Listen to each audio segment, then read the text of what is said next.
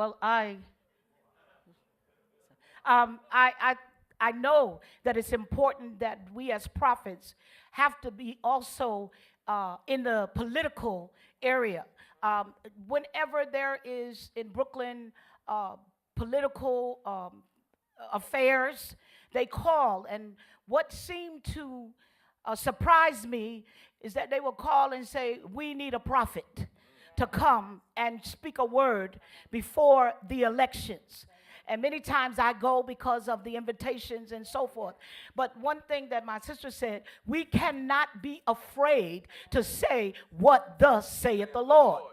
And so, being an educator also for over 30 some years, many polls, and you have to go in and prophesy to those children and speak over the directions where they said that those children are slow learners, those children are no learners. You have to begin to speak over their lives and call, and they would come to the classroom and they would say to me, "Wiley, we can't handle these kids. Take these kids, put some oil on them, and speak over their lives." And I want you to know today, they're judges, they're lawyers, they're in the political arena, and they're preachers, they're bishops, they're apostles.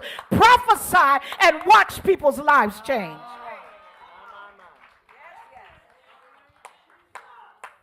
We are God's spokesperson, and we are also the spokesperson of the people. And when we recognize our role of not just "thus saith the Lord," but we also recognize our role, "thus saith the people," that is when we will then become effective upon the earth. Can I also say this quickly? This is just burning in my belly. To both of your points, but before we get to the place where we can have influence and where we can speak and they call on you to come and lay hands and slap oil, keep your life clean so that you can be regarded enough to even be called upon. But if you got a bunch of trash in your wake, and I'm gonna drive it right to the finish line, not in terms of closing out the panel, but you got to keep your life. There's something about your life that they're calling on. There's something that they regard, something that they respect. And when it comes to prophets these days, in terms of where God is basically expanding our territory and our scope, your name, your reputation matters. So they shouldn't be able to get online on social media and you done slept with every, come on y'all now, you're a pedophile, they're not gonna call you for children. So keep your life clean. Come on now, ain't afraid of the faces. And if it hurt, then you need to, come on now. So at the end of the day, you have to have a level of honor that God places on your name. Protect that honor so that when they call on you, then they won't be ashamed and worrying about whether or not your name is going to cause some kind of retribution to them even engaging you. And I know it may not be something that you welcome. It might be tight, but it's right. Keep your name clean as a prophet. Can I do a piece of this? I think you answered your own question. You went down a list of ancestors. You said Martin was a prophet. Malcolm was a prophet. Harriet Tubman. All of these people that God raised up in oppression. And so you really can't really call yourself a prophet when you have no anointing for social reform and social justice. There is no prophet without social justice. What does it look like? It looks like a Joseph that is handpicked from among his brothers. Okay, what does it look like? It looks like a Moses sent into Egypt, and you can't tell them Africans from the African that he is. And so God always goes among the people who have the issue and pulls up one out of that and sets him or her in the office of the prophet. This is why we are called to kings and queens and systems and kingdoms until the kingdoms of this world become the kingdoms of our God and of his Christ. So the bottom line is, if there is no social justice, call yourself a seer, but do not call yourself a prophet.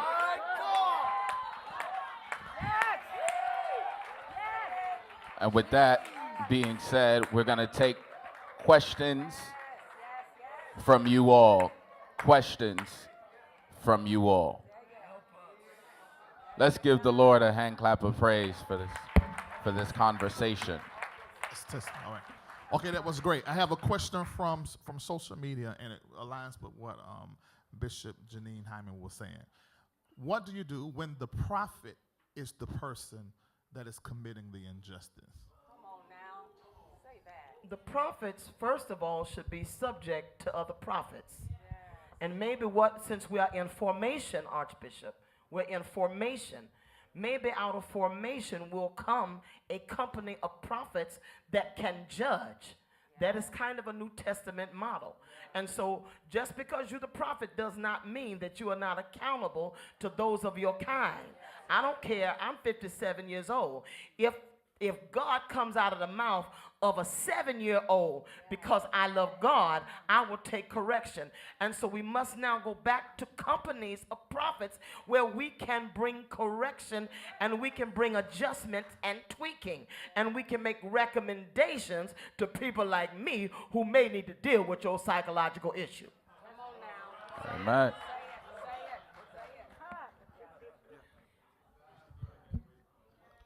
Yes, Elder David Bratton from New York here, Zoe Ministries. My question is for Prophetess Marcia and the other panelists as well. So in this day and time when we're talking about systems, what system do you think is one of the most prominent in the next 20 to 30 years coming up that's going to change the world or change how we view things? Am I allowed to answer that? Yes. Okay.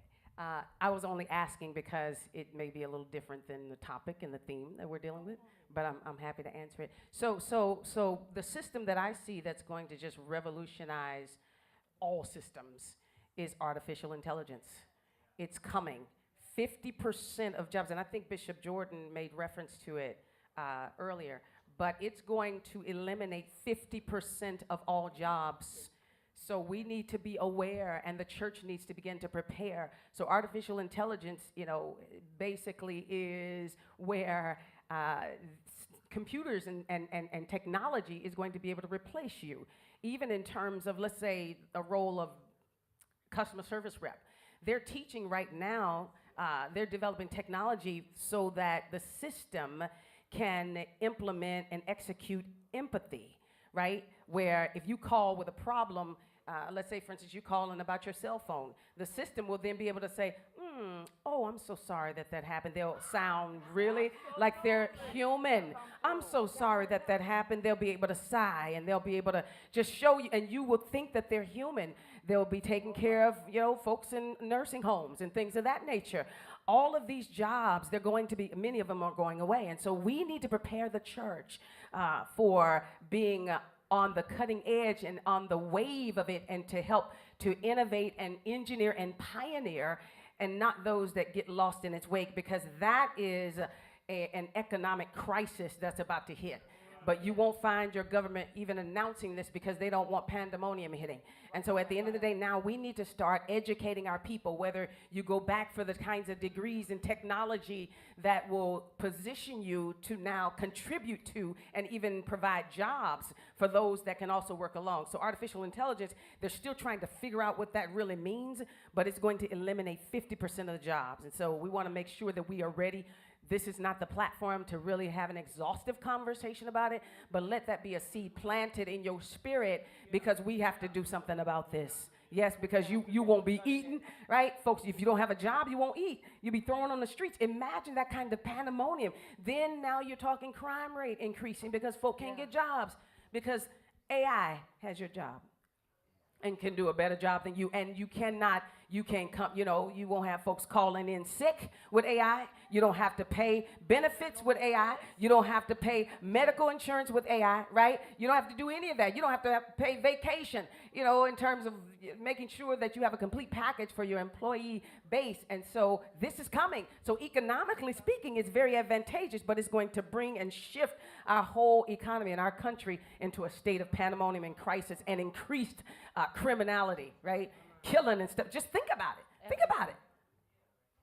That is the next wave that's going to change the whole landscape. It's a game changer, and we have to be at the cusp, at the forefront to prepare us as prophetic people. Amen. Does that answer your question? Yes, ma'am.